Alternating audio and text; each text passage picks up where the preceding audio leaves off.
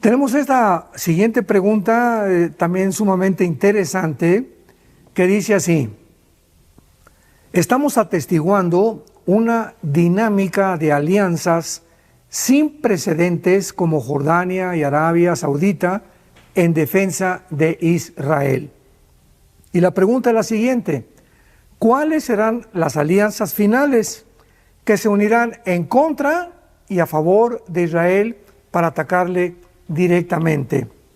Muy bien, hemos visto desde los acuerdos de Abraham del año 2020 que el presidente Trump inició una serie de tratados de paz con Bahrein, con Marruecos, con los Emiratos Árabes Unidos, porque las naciones árabes de repente comenzaron a buscar ayuda o ponerse bajo las alas o la protección de Israel.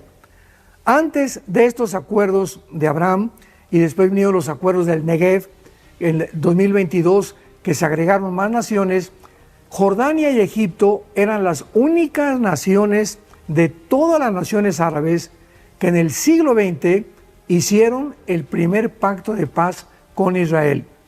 Repito, cuando Israel se independizó en el 48, nadie quería acercarse a él, pero finalmente Jordania y Egipto hicieron el primer pacto de paz con Israel.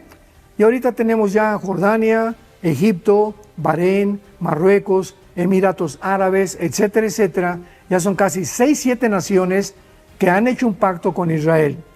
Sin embargo, cuando venga el final de Israel, la mayor parte de estas naciones van a traicionar a Israel. Dice en el libro de Zacarías, capítulo 12, versículos 2 y 3, he aquí pongo a Jerusalén por copa que hará temblar a todos los pueblos de alrededor de contra Judá en el sitio contra Jerusalén. Y en aquel día yo pondré a Jerusalén por piedra pesada a todos los pueblos. Todos los que se la cargaren serán despedazados. Bien que todas las naciones de la tierra, repito, todas las naciones de la tierra se juntarán contra ella. Versículo 9, y en aquel día yo procuraré destruir a todas las naciones que vinieron contra Jerusalén. Así que, al final, para contestar concretamente esta pregunta, la Biblia dice que Israel se va a quedar sola. No va a haber naciones que la vayan a ayudar cuando venga la invasión de Gog y Magog de Ezequiel 38 y 39. Solamente hay 2 naciones que van a protestar. Dice Ezequiel 38, versículo 13, Sabá y Dedán y los mercaderes de Tarsis comenzarán a cuestionar la invasión, preguntando, ¿por qué han venido a arrebatar despojos? Han reunido la multitud para tomar botín y posesiones y tomar grandes despojos, pero es todo lo que van a hacer. Aquí nos preguntamos, ¿dónde estará Estados Unidos? Estados Unidos tiene el tiempo contado.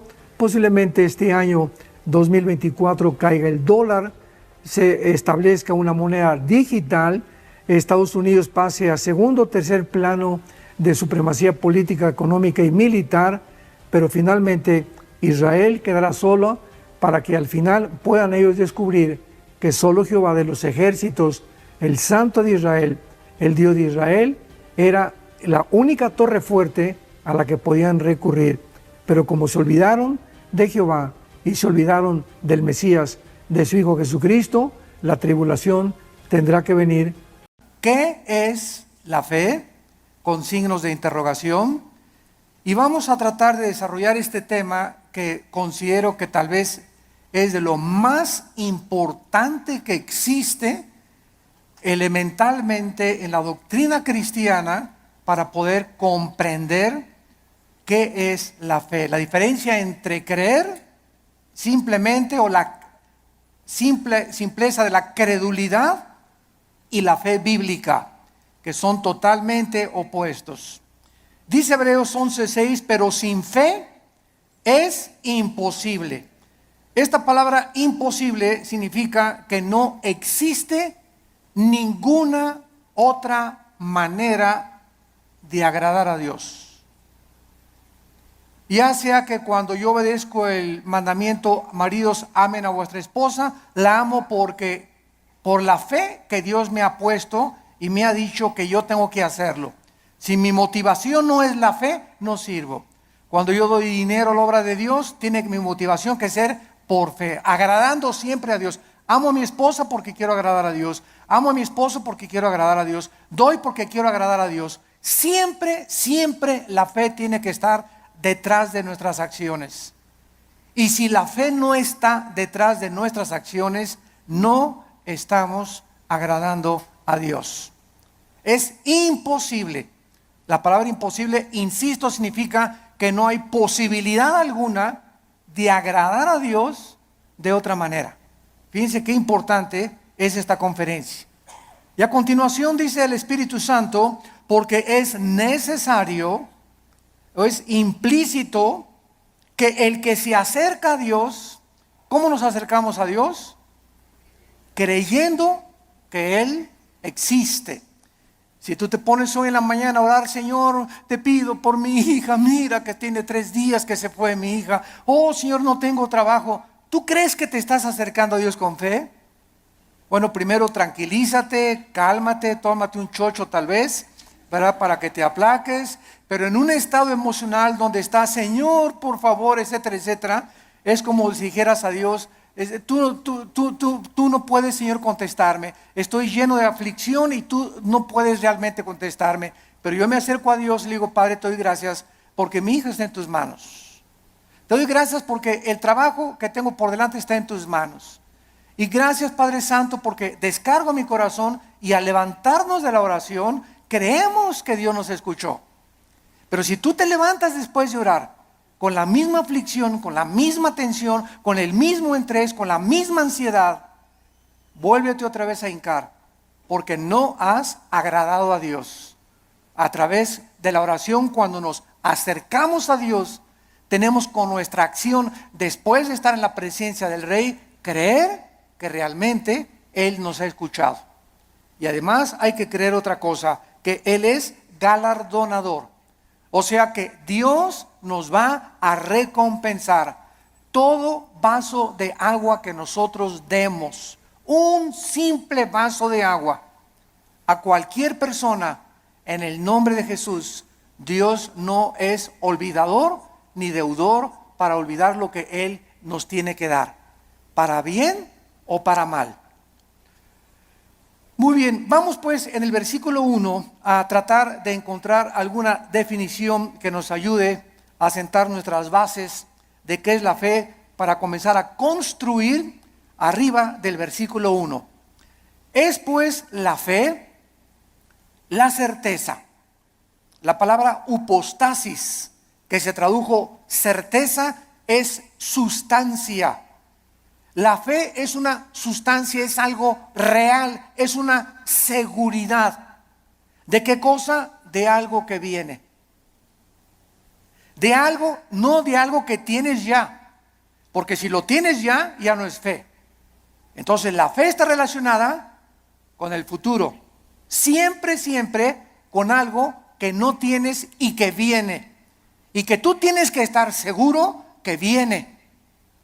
No tengo trabajo ahorita, tengo 3 días sin trabajo, 2 semanas sin trabajo, pero Jehová es mi pastor. Como decía mi esposa hace unos momentos, declaro que soy tu hijo, que nada me faltará, yo voy a mantener mi paz. Mi hijo se fue, mi hija se fue, no tengo trabajo, pero yo tengo la seguridad, la certeza que aunque no lo tengo ahorita, aunque no veo ahorita a mi hija que se componga, ni mi hijo que se componga, y aunque no veo ahorita prospectos del trabajo, lo creo, lo tengo seguro porque tú lo has dicho. No he visto justo desamparado a su descendencia que mendigue el pan. Yo sé que tú me vas a dar el trabajo, Señor. Yo sé que tú me vas a sacar adelante. ¿Por qué? Porque así lo dice tu palabra. Y esta seguridad que tú tienes, dice a continuación, es una convicción, aunque tú no lo estás viendo. Muy bien, vamos pues a tratar de explicar más claramente esto. La fe está relacionada con el futuro y con lo invisible. Con lo futuro y con lo invisible.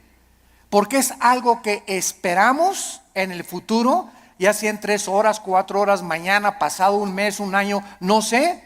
Y al mismo tiempo es algo que no podemos percibir con nuestros 5 sentidos. En el momento en el que nosotros veamos algo, ya no es fe. Porque la fe está relacionada con lo invisible. En el momento que lo veo, ya no es fe. Por eso cuando alguien dice, si yo veo un milagro, voy a creer, esto es la antítesis de la fe. Porque es totalmente lo contrario. Primero tenemos que creer, como lo vamos a ver, para ver. ¿Me están siguiendo? No es ver para creer, sino creer primero para que después puedas ver la gloria de Dios manifestada. Muy bien, la fe es la certeza, es una seguridad de algo que esperamos y es una convicción de algo que nosotros no vemos. Esta certeza, ¿quién nos las da? Porque necesitamos una certeza y necesitamos una convicción para que nuestra fe sea sólida y esté basada en un buen fundamento teológico. Esta certeza nos las da la Biblia. Porque solo en la Biblia puedes encontrar las promesas que son futuras para nosotros. Dice Dios, si tú siembras escasamente, recoges escasamente. Si tú siembras abundantemente, recoges abundantemente. Si tú amas a tu esposa como Cristo amó la iglesia, no te imaginas las bendiciones que vendrán sobre tu vida. Si tú no amas a tu esposa como te estoy mandando en la palabra de Dios, las promesas mías que te tengo preparadas, no las vas a poder ver. Porque no has creído. Porque para que puedas ver la bendición en tu matrimonio, para que puedas ver la bendición en tu noviazgo, para que puedas ver la bendición económica en tu vida y en tus negocios, antes tienes que creerle a Dios y poner en práctica o en acción lo que Dios dice en su palabra. Y la convicción, ¿quién nos las da? El Espíritu Santo. Entonces tenemos íntimamente relacionadas a la Biblia con el Espíritu Santo. No podemos jamás divorciar al Espíritu Santo de la Biblia, ni la Biblia del Espíritu Santo, porque el Espíritu Santo es el autor de la palabra de Dios. Entonces necesitamos entender que el Espíritu Santo es un espíritu de santidad, ¿verdad? Es el espíritu de verdad, es el consolador. Entonces, si yo tengo el Espíritu Santo y quiero caminar con el Espíritu Santo y Él es santo, ¿podrán caminar dos juntos si no estuvieran de acuerdo? No, ¿verdad?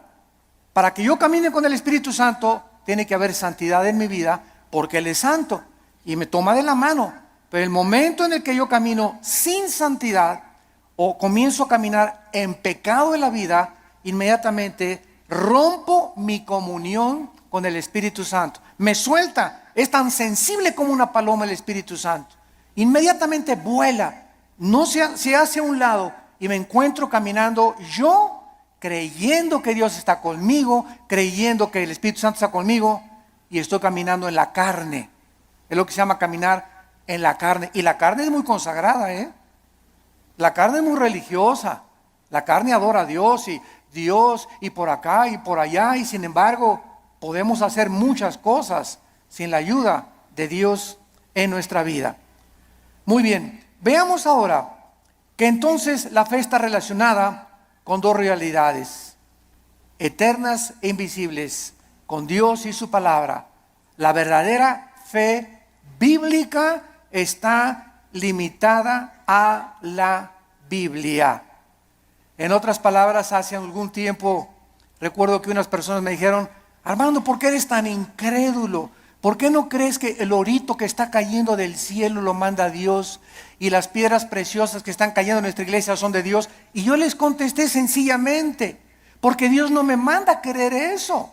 Yo creo lo que la Biblia dice, pero el hecho de creer cualquier fenómeno o cualquier acción, aunque sea milagrosa, no implica que sea de Dios. Porque el diablo puede hacer fenómenos y puede hacer milagros también. Entonces, no me pueden nadie catalogar ni tampoco a ti clasificarte como que eres un incrédulo y no lo crees. Claro que lo creo, pero si está en la palabra de Dios. Pero si yo encuentro en Proverbios capítulo 2 que la Biblia me manda y me dice que busque la sabiduría y no las piedras preciosas y no el oro, ¿qué me está diciendo el Espíritu Santo con estas experiencias que se están manifestando en muchas iglesias? Que estas iglesias están tanto en la carne, que está ahora siendo engañadas.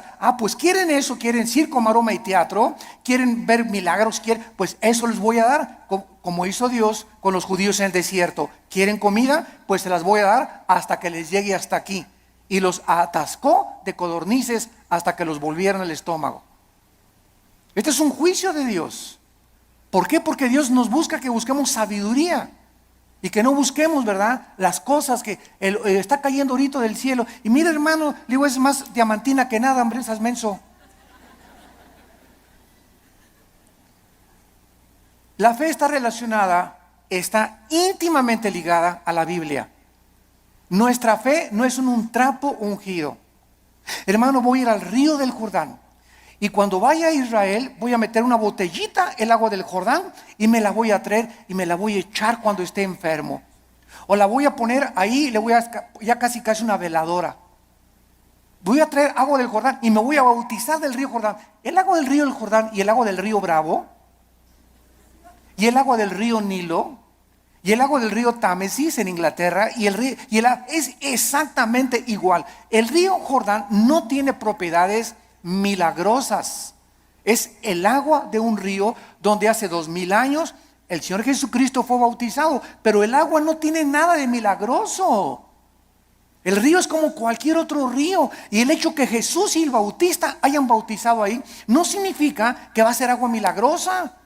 Estamos retrocediendo otra vez a Roma, a la agua bendita. Antes entraba a la iglesia y le metía la mano y me hacía por mí que agua bendita, porque le hicieron así y le atribuían propiedades milagrosas. Esto se llama hechicería.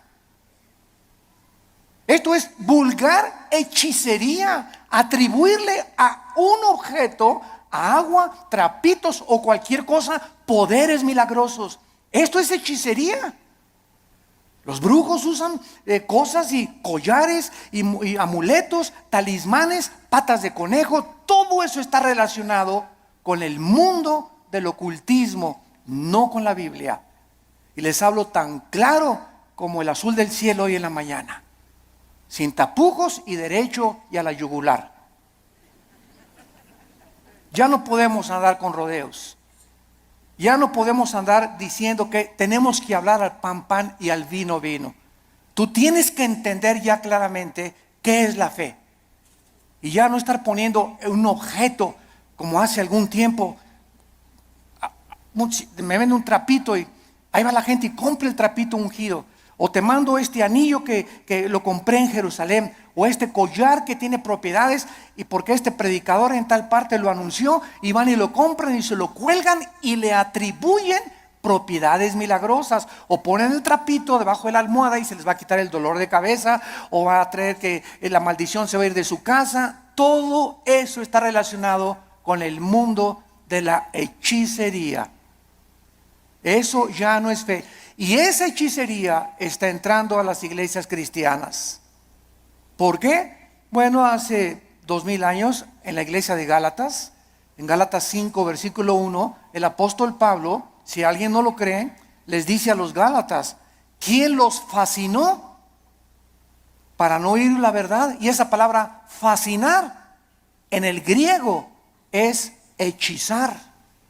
La iglesia de Galacia estaba hechizada, estaba controlada por demonios que habían entrado en falsos maestros y pastores que esta iglesia tenía y que les estaba enseñando a los cristianos. Es que no es suficiente la muerte de Cristo, necesitas circuncidarte, no necesitas poner árbol de Navidad, no necesitas hacer estas cosas, necesitas ahora agregarle a la obra de la cruz algo extra. Cuando la Biblia dice que cuando Cristo murió en la cruz del Calvario, se finí, caput, se acabó, consumado es. No hay nada que agregarle a la muerte de Cristo para el perdón que hemos recibido. Tratar de, después de la gracia de Dios, decir que necesitamos hacer ciertas cosas para completar la obra de Cristo, estamos llamándole que fue incompleta la muerte de Cristo, y esto es una herejía. Hace algún tiempo, bueno, más bien no algún tiempo, hace algunos días, me entrevistaron en un programa de televisión. Y una de las preguntas que siempre me hacen en Colombia, en Guatemala, donde quiera que voy es, ¿qué se pierde la salvación? Siempre me preguntan esa pregunta. ¿Por qué? Porque el 65-70% de la cristiandad cree que se pierde la salvación. ¿De dónde sacaron esta doctrina? De un hombre llamado Jacobo Arminio, que enseñó, y porque hay 5 versículos de la Biblia, nada más 5 contra más de 500 versículos en la Biblia que enseñan que la salvación no se puede perder. Además que es ilógico teológicamente. Entonces, estos 5 versículos parecen enseñar que la salvación se pierde, como si que te borraré del libro de la vida y que te apartaré y la rama, Juan 15, serán cortados, etcétera, etcétera, que parece indicar que la salvación se pierde. O segunda de Pedro capítulo 2, 22 al 24, que el perro regresa a su vómito, la puerca lavada a lavarse en el lodo. Pero sin embargo, cuando estudiamos estos versículos, nos damos cuenta que los sacaron de su contexto. Miren, es tan simple como esto.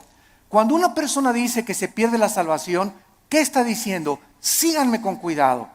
Está diciendo que al llegar al cielo, Pedro le va a decir, a ver, Pancho Pantera, ¿por qué te voy a dejar entrar al cielo? Y tú le vas a contestar, por la gracia de Dios, más me porté bien.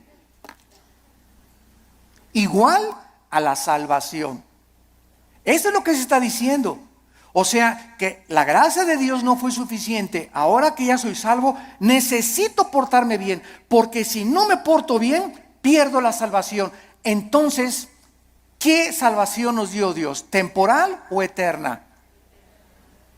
Dicen Hebreos 9 y Hebreos 10 que nos hizo eternamente perfectos y santificados. En el momento que recibes a Cristo, recibes la eternidad. Estamos ya en el reino de Dios espiritualmente. La eternidad está dentro de nosotros ya. Pero, y ahora en segundo lugar, ¿por cuántos pecados? Apunta todo esto para que te defiendas. ¿Por cuántos pecados murió Cristo en la cruz? ¿Por los pasados, por los presentes o por los futuros? Por los pasados, los presentes y los futuros. Entonces, si existe un pecado que diga que nos hace perder la salvación, Cristo tendría que volver a morir. Cristo tendría que volver a pagar por ese pecado que te hizo perder la salvación. Porque la muerte de Cristo solamente te perdonó los pasados, pero los que tú cometas, tú eres responsable. Y si hay alguno que cometas, entonces Cristo tiene que volver a morir. Y entonces ya Cristo no murió por los pecados pasados, presentes y futuros, sino solamente por los pasados. Porque los que estás cometiendo, tendría Cristo que estar muriendo muchas veces para estar pagando por ellos. Ahora, si tú cometiste un pecado que te hace perder la salvación, la pregunta de los 64,000 pesos es, ¿cuál es, Pancho? ¿Qué pecado nos hace perder la salvación? Dice 1 Juan, ¿la sangre de Cristo nos limpia? Solo de algunos. Eso dice, ni el homosexualismo, ni el divorcio, ni el transexualismo, ni el robo, ni el crimen, ni el asesinato, ninguno de estos pecados es el pecado imperdonable. Ninguno de estos pecados es la blasfemia contra el Espíritu Santo. El único pecado que no tiene perdón no lo pueden cometer los cristianos, solo los no cristianos, que es la blasfemia contra el Espíritu, rechazar la gracia de Dios.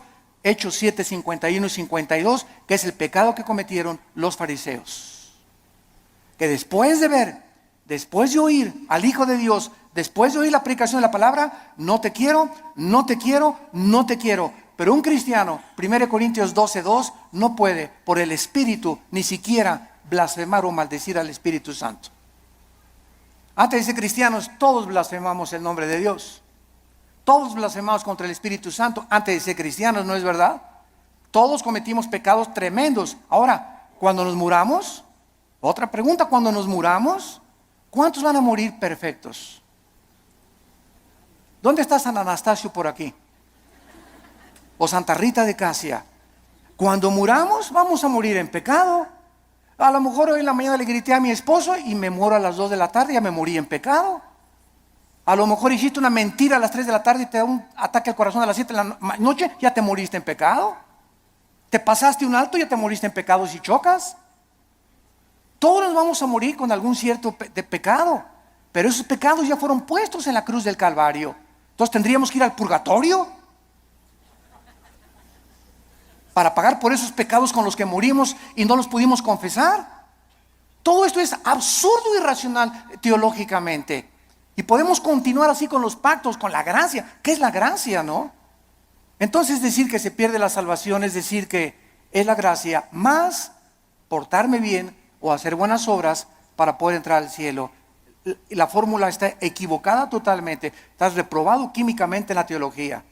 La fórmula es la gracia más nada igual a la salvación. Las buenas obras que nosotros hacemos no son para salvarnos. Ya Cristo pagó por todas mis malas obras pasadas, presentes y futuras. Mis buenas obras que ahora hacemos, síganme con cuidado, Virgen del Socorro. Las buenas obras que nosotros hacemos después de la salvación solamente son para la entrega de recompensas o la pérdida de recompensas en el tribunal de Cristo. El cristiano ya no va a ser juzgado por sus obras en cuanto a la salvación, sino en cuanto a las recompensas. Y la fidelidad va a ser altamente recompensada por Dios. Un vaso de agua que hayamos dado, lo que hemos hecho en el nombre de Dios, pero no está relacionado ya con la salvación. Ya hemos sido justificados por la fe, ya hemos sido santificados y ya hemos sido glorificados desde antes de la fundación del mundo.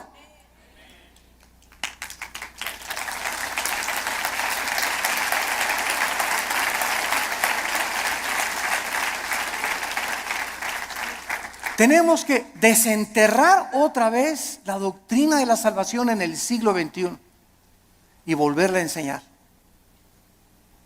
claramente, porque el pueblo de Dios en los errores en que está cayendo es por no tener bases teológicas firmes, doctrinales, de una doctrina elemental como la gracia y la salvación. Y por todos lados, porque todo el mundo lo cree, yo también lo creo. Demuéstramelo con la Biblia y lo voy a creer entonces. Pero no voy a creer que porque todos creen que se pierde la salvación, yo voy a creer que se pierde la salvación. Yo te lo demuestro y se los dije en la televisión, tenemos el debate con el que quiera y se lo demostramos, ¿verdad? Que es absurdo seguir creyendo que se pierde la salvación. Ahora muchos dicen, bueno, como ya no pierdo la salvación, me voy a portar ahora sí, le voy a dar vuelo a la hilacha, ¿verdad? Bueno, dice Gálatas 5:10 que fuimos llamados a libertad, solamente que no usemos la libertad como ocasión para la carne. La persona que dice eso, con que no puedo perder la salvación, puedo hacer lo que quiera, no es salvo. No es salvo. Porque si tienes al Espíritu Santo, no vas a tratar de aprovecharte y tomar la gracia de Dios como una licencia para pecar. Eso demostraría Romanos 6, que pues pecaremos para que la gracia de Dios abunde de ninguna manera, porque los que hemos muerto con Cristo, ¿cómo vamos otra vez a pecar? O a tratar de pecar voluntariamente. Ya demostraría que ni siquiera tenemos la salvación. Bueno, esto es importante en relación con la fe. Y vamos a ver ahora algunos ejemplos de la fe en algunos versículos en el Antiguo y en el Nuevo Testamento. Vamos a ver en primer lugar el Salmo 27, para que veamos cómo operó la fe en el Antiguo Testamento y tengamos bases más profundas acerca de nuestra fe. Vuelvo a repetir, la fe está relacionada con el futuro y con lo invisible. La antítesis de la fe sería ver, porque caminamos por fe, no por vista. La vista queda excluida de la fe. Y si camino por vista, está excluida la fe. Una de otra están excluidas. No pueden ser las dos verdad. O camino por fe sin ver, o veo y ya no camino por fe. ¿Está claro? Es muy importante aceptar este concepto. Si caminamos por vista, ya no necesito la fe. Si camino por fe, no necesito la vista. Cada una excluye, insisto, la otra. Esto es contrario a lo que el mundo dice. Ver para creer.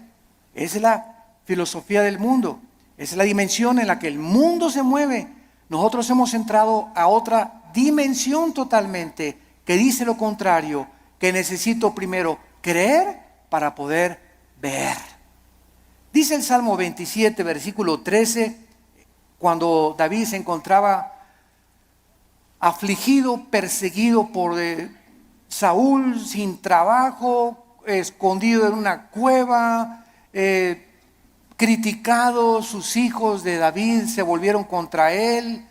Bueno, el pobre David, ¿verdad?, tenía todo tipo de tribulaciones iguales a las que tenemos muchos de nosotros. Y David nos manifiesta y nos exhibe una verdad preciosa.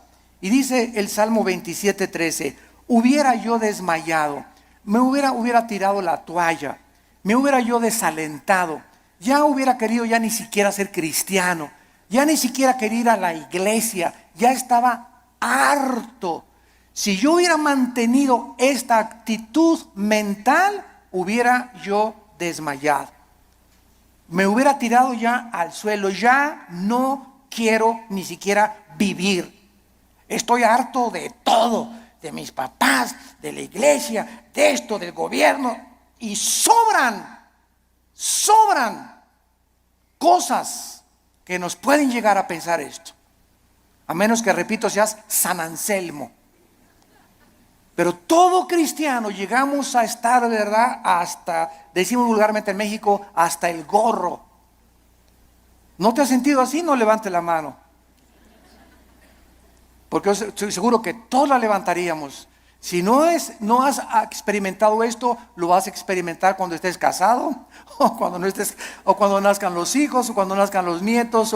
Pero hay muchas épocas en la vida en la que nos llegamos a sentir tan oprimidos por los problemas que ya no quisiéramos ni siquiera vivir. ¿Quiénes son los suicidas? Las personas que se les ha cerrado totalmente el mundo, se han sentido sin ninguna ventana, sin ninguna luz, sin ninguna esperanza, sin ninguna solución más que dejar de vivir. Escaparse por una puerta falsa.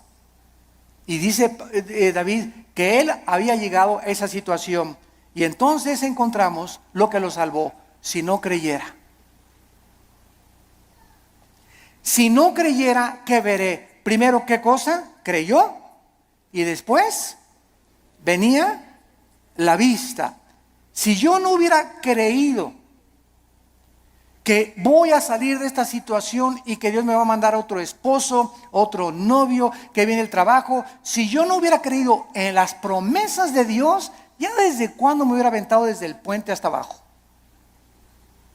¿Qué es lo que nos sostiene? Creer lo que Dios nos ha dicho. Esa es la fe, lo que nos ha dicho en su palabra. ¿Hubiera yo desmayado si no creyese? Y dice 1 Pedro 1:5 que somos guardados por el poder de Dios mediante la fe.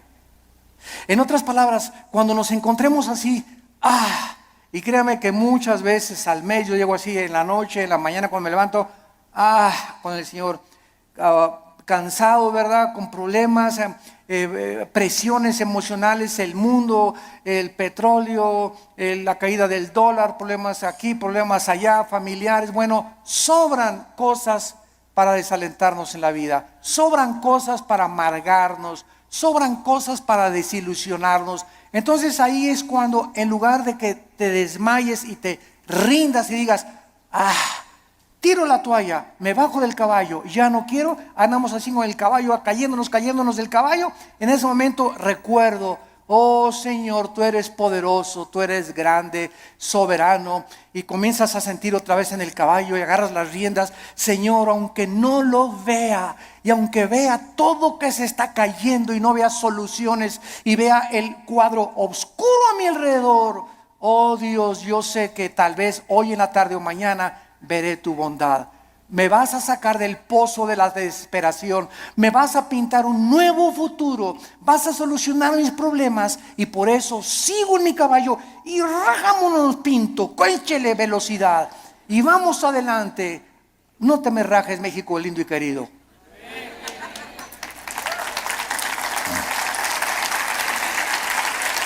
No nos echemos para atrás. Vamos 2-0. Pues ya. Puro gringote de 1.90, 1.95. No, ya no la hacemos. ¿Cómo que no la hacemos? ¿Cómo que no? Ya, ándele, ¿cómo que no la hacemos? Y eso de veras nos infunde ánimo. Porque es un cuadro físico de lo que espiritualmente debemos hacer nosotros. Crecernos al castigo. Ya no hay trabajo. Y nadie me quiere. Y me dicen risitos de oro, pero tengo nariz de corcholata. ¿Sabes una cosa? Bueno, ¿por qué comenzamos a sentirnos así? Porque estamos viéndonos en el espejo, porque estamos viendo la situación, porque estamos caminando por vista. Olvídate y desconéctate de lo que ves y lo que por tus 5 sentidos entran y conéctate con la palabra de Dios. Diario ven a la Biblia en la mañana, cargar las pilas, la energía. Chupa la fuerza espiritual que Dios tiene para nosotros, que es la que nos va a sostener. Nos separamos de la Biblia y nos vamos al suelo. Hebreos 11:27, otro ejemplo en el Nuevo Testamento de Moisés. Hebreos 11:27 dice así: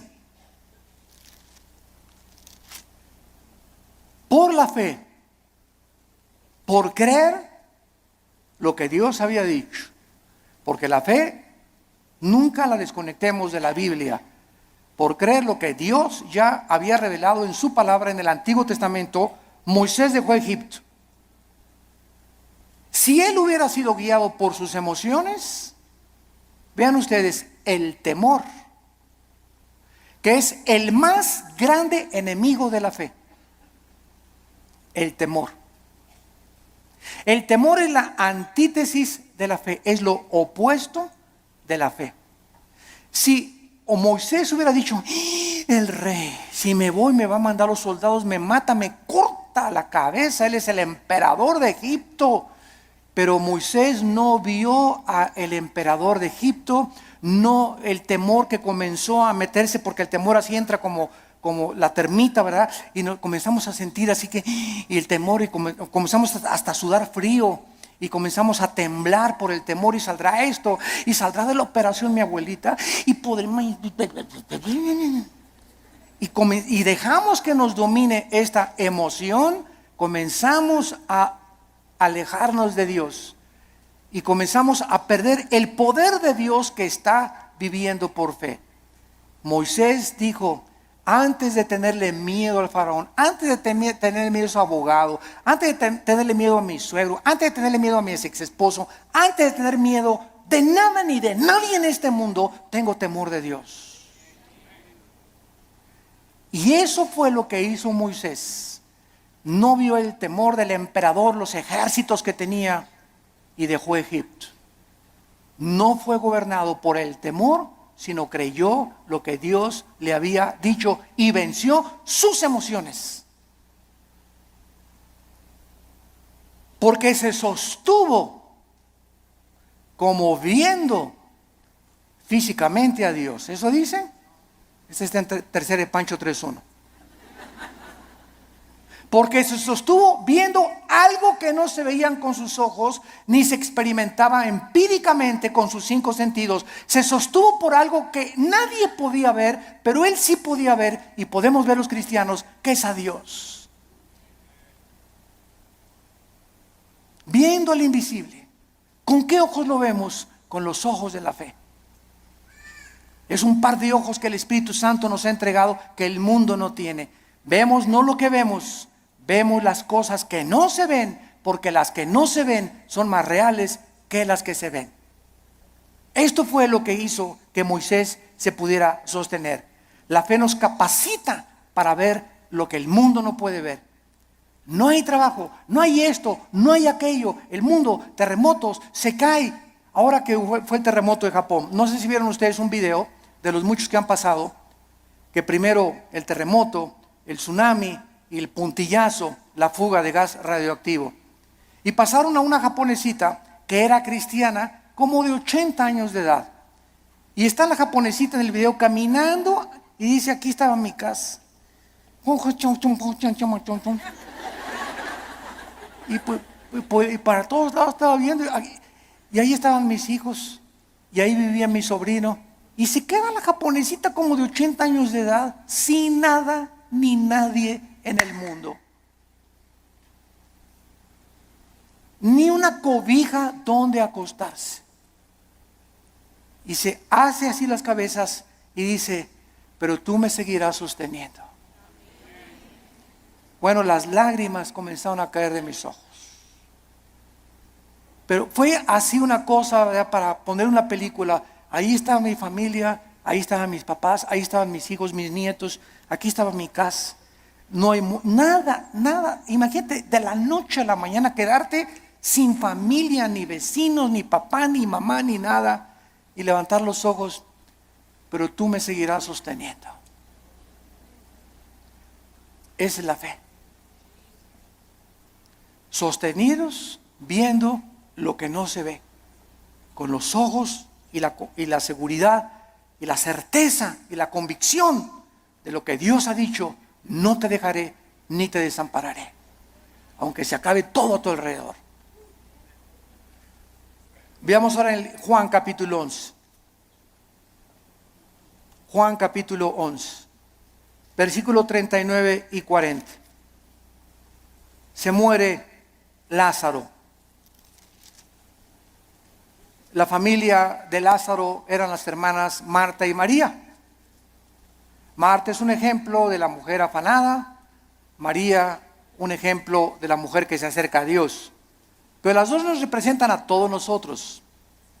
No porque te digas Marta vas a ser afanada, ¿verdad?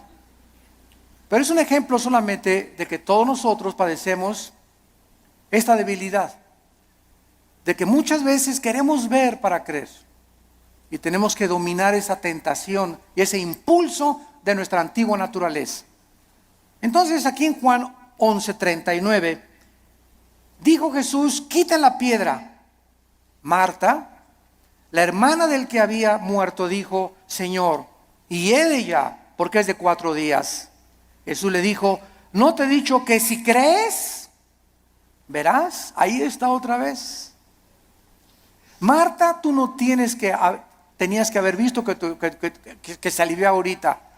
Hemos llegado al punto que lo dejé morir, porque Cristo dejó morir a Lázaro. ¿Se acuerdan que cuando le avisaron? Señor, Lázaro se está muriendo. ¿No hizo caso? Y era el mejor amigo de Jesús y la familia que lo hospedaba y le daba de comer a Jesús, y tenía según un cuartito especial para Jesús cuando pasaba por ahí Jesús. Y no hizo caso Jesús, y Lázaro se murió. Y ya que tenían 3 días, Jesús dice a los discípulos, vamos a donde está Lázaro. Y ahora sí, como decimos en México, ¿ya para qué? ¿Ya para qué? ¿Ya para qué? Pues ¿cómo que ya para qué? Pues eso decimos nosotros, pero no lo dice Jesús ni Dios tampoco. Y llega Jesús, los discípulos, ¿ya para qué, Señor? ¿Ya para qué? Ya pierdes tu tiempo. Y es que todo, dice Cristo, lo hice llegar a este punto, y te estoy haciendo llegar a este punto donde pierdas tu trabajo, donde tengas esa enfermedad, donde pases esto. Estoy llevando las cosas al extremo para que cuando estén en el extremo, ahí pueda yo ser grandemente glorificado por tu vida. Yo cuántas personas he visto que se enferman de cáncer y que son sanadas y que dicen, Dios mío, hasta los médicos, pero esto es un milagro. Pero si no hubiera sido esa enfermedad, no hubiera sido glorificado Dios. Si no hubieras perdido tu trabajo y un trabajo te viene milagrosamente, ¿cómo podrías decir, Señor, solo tú pudiste haberme dado este trabajo? Fue un milagro. Así como ayer la selección mexicana fue un milagro que ganara.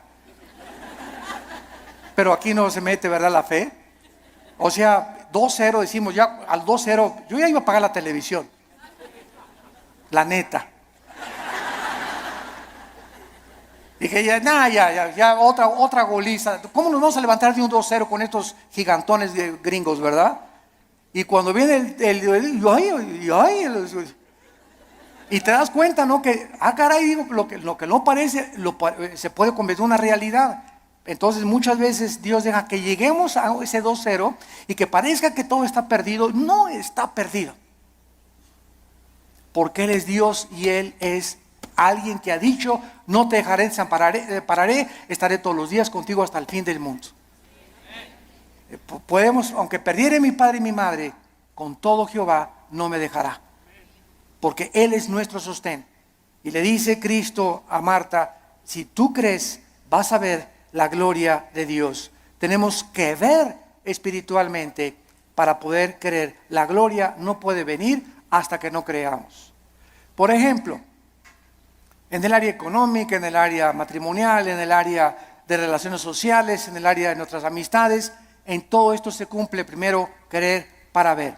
Dios le dice a los maridos, amen a su esposa. Tú amas a tu esposa sacrificialmente y comienzas a quitar todas las imágenes de otras mujeres de tu vida, etcétera, etcétera, y ve Dios tu fidelidad mental y espiritual, porque los pensamientos no le engañan a Dios. ¿Qué hace Dios cuando un hijo está haciendo lo que la Biblia dice porque quieres agradar a Dios? Te bendice. No te imaginas cómo te bendice. Señor, pero que tú ya tiene 20 kilos de más, Señor. ¿Cómo tú? ¿No puedes cambiar una llanta vieja por una nueva? Como dicen en Guanajuato, ¿verdad? Y sabes una cosa, que cuando estamos casados no es solamente la pasión. La pasión dura la luna de miel 3 o 4 días y dura también en el triunfo del amor. Pero todas esas pasiones que tú ves y esos enganches que se dan esas cosas no duran.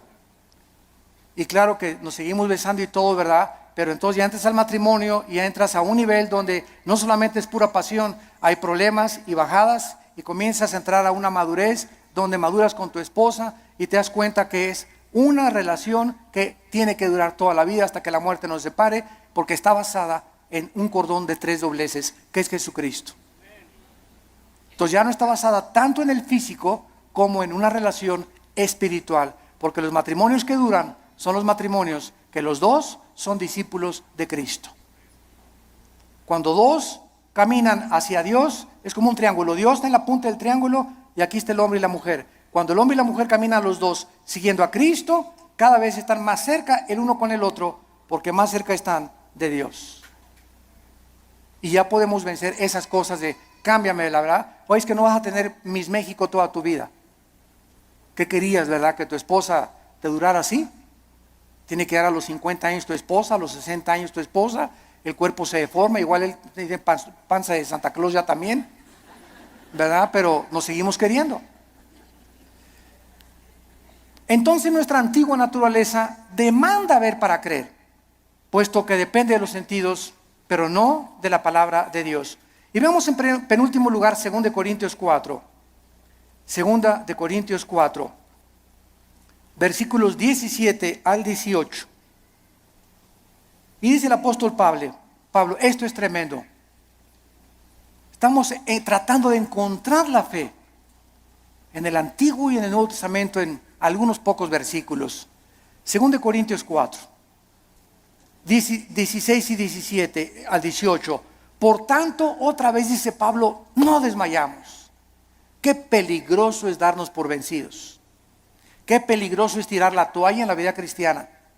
Qué peligroso es desesperarnos. Qué peligrosísimo es desanimarnos. Qué peligroso es. Porque cuando un cristiano es animado, para que se te viene una horda de demonios que van a agravar tu situación, se va a convertir en una cosa crónica en tu mente. Vas a comenzar a sufrir unas depresiones. Las personas que sufren de depresión continua, todos somos deprimidos de vez en cuando. Pero cuando somos deprimidos ya 3, 4, 5 días deprimido, estás bajo ataque del maligno. Porque el fruto del Espíritu es paz, gozo y amor. ¿Por qué has llegado a esa situación que estás así, que ni te toquen porque brincas? Porque tienes una semana, 2, 3 semanas que te soltaste la palabra. Y comienzas a desmayar porque no estás aferrado a la palabra de vida. Por tanto, no desmayamos, dice el apóstol Pablo. Antes, aunque nuestro cuerpo exterior se va desgastando, el interior, no obstante, se renueva de día en día. ¿Saben ustedes que lo peor que existe para una persona es verse en el espejo? Bueno, claro que tenemos que peinarnos, ¿verdad? Y rasurarnos, etcétera, etcétera. Pero cuando ves, ya tengo 50 años, viejito ya. No, ya tengo 70, ya para qué, ya voy de salida. ¿Cómo que vas de salida a los 70 años? Ya tengo 80, ya voy de salida, ya para qué. ¿Cómo que vas de 80? A los 80 años Moisés fue llamado por Dios. A los 80 años Caleb le dijo a Josué, dame más montañas para conquistar. Cuando comenzamos a vernos físicamente, no, pues es que dicen que a los 60, a los 70 se deteriora el cuerpo. Eso dice la ciencia, pero dice uno de los salmos que cuando nosotros confiamos en Dios, seremos fructíferos como las palmeras, tendremos fuerzas como las del búfalo y creceremos como los cedros del Líbano para continuar anunciando la justicia de Dios. ¡Qué viejo ni qué viejo! Dejemos que nuestro cuerpo se siga desgastando. Yo les he hablado tantas veces de nuestra abuela materna que murió hace algún tiempo, de 97 años de edad. Mi abuelita, 97 años de edad, no usaba bastón. Nunca se convirtió a los casi 80 años de edad, después de haber sido 30 años presidenta de la Acción Católica de México. A los 80 años de edad, vivió todavía 17 años más a los 97 en sus 5 sentidos. Y se levantaba a las 7 de la mañana, se emperifollaba y se ponía su loción Sanborns, se cubría todo, ¿verdad? Y caminaba, era la loción famosa en aquel tiempo, ¿verdad? Y la más barata también. Y estaba a los estudios y la llevaba a los estudios en la mañana y en la tarde. ¿Ahora dónde vamos, hijito? Me decía a las 5 o 6 de la tarde el domingo. Le digo, abuelita, tú a tu casa y yo a la mía, le decía. Porque todavía se quería, traía cuerda a los 95, 96 años, traía cuerda todavía, porque, a ver, y vamos a ver una película mejor de Walt Disney, ¿no? Y llévame a cenar, abuelita, que me desgastas, abuelita, me dio más de 50 años de edad. Pero ¿qué era lo que la sostenía ella? Y que era, nunca, siempre el gozo, siempre contenta, ¿verdad? Regañando a todos y por aquí y por allá. Se parece mucho a mi mamá, ahorita usted la conocen a la generala y mamá, ¿verdad? Sobre todo los que van a Liti. Pero esa es energía que necesitamos tener. Y no estar, ya tengo, cacle, cacle, cacle, cacle. El interior se va renovando. Y este cuerpo corrupto vas a echar a los gusanos y al panteón y vamos a resucitar. Así como una semilla contiene un árbol y fruto y ramas, esa semilla, ahí está todo. Así cuando se siembra va a resucitar en un cuerpo glorificado. Y nos vamos a ver, y cuál cacle ni cake nada, ¿verdad? Sino que tenemos que mantener esa energía y esas fuerzas, esas ganas para vivir para Dios. Porque los que se mueren pronto son los que no tienen ganas de vivir para Dios. Ya, para que ya yo llegué, ya voy de salida. Tienes que hablarle a tus nietos y tienes que hablarle a tus viejitas y tienes que ir a los asilos a predicar. No te encierres nada más, cacle, cacle, cacle. Nada, hay mucho que hacer todavía. La energía la tenemos por dentro y olvídate por afuera. No te veas en el espejo, ve lo que Dios está haciendo internamente con tu alma. Dice Pablo, porque esta leve tribulación momentánea, miren nada más cómo considera Pablo la vida.